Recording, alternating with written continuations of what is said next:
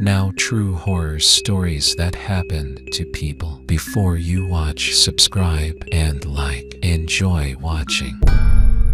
I've always been a bit of a skeptic when it comes to the paranormal, but something happened to me a few years ago that still sends shivers down my spine. It was a warm summer night, and I was lying in bed trying to fall asleep. I had just closed my eyes when I heard a soft whisper in my ear. It was so close and so clear that I could almost feel the breath on my skin.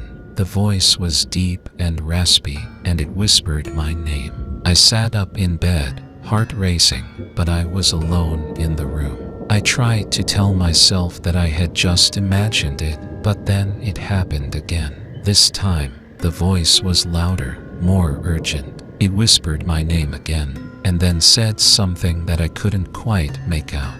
I was frozen with fear, but I managed to get out of bed and turn on the light. I searched the room, but there was no one there. I tried to calm myself down by telling myself that it was just a dream, or maybe my imagination playing tricks on me. But deep down, I knew that something wasn't right. The next day, I went to see a psychic medium. I had never believed in psychics before, but I was desperate for answers. The medium told me that there was a malevolent spirit in my house and that it had been trying to communicate with me. She said that I needed to cleanse the house and protect myself from its influence. I followed her instructions, burning sage and reciting a protection spell. And you know what? It worked. The whispers stopped, and I never heard from the spirit again. But I still get chills thinking about that night, and I'll never forget how scared I was. When I was younger, I lived in an old house that had been in my family for generations. It was a beautiful, sprawling estate with plenty of rooms and secrets to explore. But there was always something off about the place, a feeling of unease that lingered in every corner. One night, when I was about 10 years old, I woke up to the sound of someone whispering my name. At first, I thought it was my imagination, but the voice grew louder and more insistent. It was coming from outside my bedroom door. Trembling with fear, I got out of bed and tiptoed over to the door. I could see a faint light glowing under the crack, and I could hear the whispering more clearly now. It sounded like my great-grandmother, who had passed away years before. I pushed the door open slowly and peered out into the hallway. There was no one there, but the whispering continued. I followed the sound down the hall, my heart pounding in my chest. As I approached the end of the hallway, I saw a figure standing in the shadows. It was a woman, dressed in an old-fashioned gown with her hair piled high on her head. She was staring at me with eyes that seemed to glow in the darkness. I tried to scream, but no sound would come out. The woman began to move toward me, her arms outstretched. I turned and ran back to my room, slamming the door shut behind me. For the rest of the night, I could hear the woman's voice whispering outside my door. And even after we moved out of that house, I could never shake the feeling that something malevolent was still lurking in the shadows, waiting for its next victim. I wanted to share a story that happened to me a few years ago that still gives me chills to this day. I was living alone in a small apartment in the city, and one night, I woke up to the sound of scratching coming from the front door. At first, I thought it was just the wind, but the scratching persisted, growing louder and more urgent.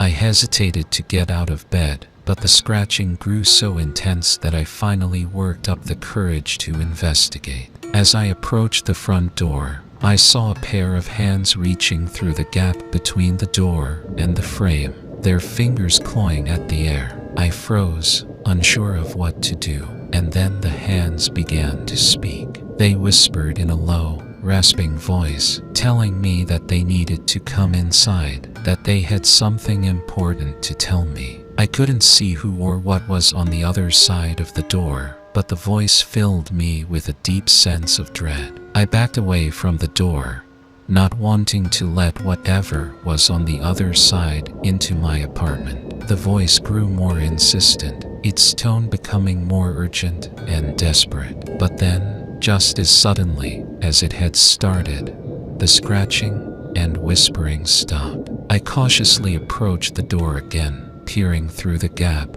but there was no one there. No hands, no voice, nothing. To this day, I'm not sure what happened that night. Maybe it was just a nightmare, or maybe it was something far more sinister. All I know is that I never heard or saw anything like it again, and it still sends shivers down my spine just thinking about it. I wanted to share a scary story that happened to me a few years back. I was house sitting for a friend who lived in a big, old house in the countryside. It was the middle of the night, and I was sitting in the living room watching TV when I heard a strange noise coming from upstairs. At first, I tried to ignore it, chalking it up to the old house settling or maybe just the wind outside. But the noise kept getting louder and more persistent until it sounded like someone was stomping around up there. Feeling a little freaked out, I grabbed a flashlight and headed up the stairs. As I reached the top, I heard a voice whisper my name. It sounded like it was coming from one of the bedrooms, so I cautiously made my way towards it. When I opened the door, the room was completely empty. But then I noticed something strange. There was a strange symbol drawn on the floor in what looked like blood. And as I stared at it, I felt a cold breath on the back of my neck and heard that whispering voice again. I bolted out of the room and ran downstairs, grabbing my phone to call the police. But when I looked back up at the top of the stairs, I saw a shadowy figure standing there, watching me. Needless to say, I got out of that house as fast as I could, and I never went back. To this day, I have no idea what was in that house with me, but I know that it wasn't anything good. I'm new to this sub, but I've got a story that I think you guys might appreciate. It's about something that happened to me when I was a teenager. Back then, I lived in an old farmhouse with my parents and my little sister. It was a big, sprawling place with creaky wooden floors and drafty windows that let in the cold. My room was at the end of a long hallway, and sometimes at night, I could hear strange noises coming from the other end of the house. But the scariest thing that ever happened to me was when I woke up in the middle of the night to see a figure standing at the foot of my bed. At first, I thought it was my dad, checking to make sure I was asleep. But then I noticed that the figure was wearing a long, flowing gown, like something out of an old-fashioned painting. I tried to speak, but my throat felt tight and no sound came out. The figure just stood there, staring at me with dark, unblinking eyes. And then, slowly, it started to float towards me, its gown billowing out behind it. I was frozen with fear, unable to move or scream. But then, just as the figure was about to touch me, it vanished into thin air. I never saw the figure again, but I was terrified to sleep in that room for months afterwards. To this day, I'm not sure if it was just a nightmare or if something truly supernatural happened to me that night. But I'll never forget the feeling of cold dread that washed over me when I saw that figure standing at the foot of my bed. Subscribe and like it, as it is very important for the development of the channel. And also write in the comments on what topic you want to hear a scary story.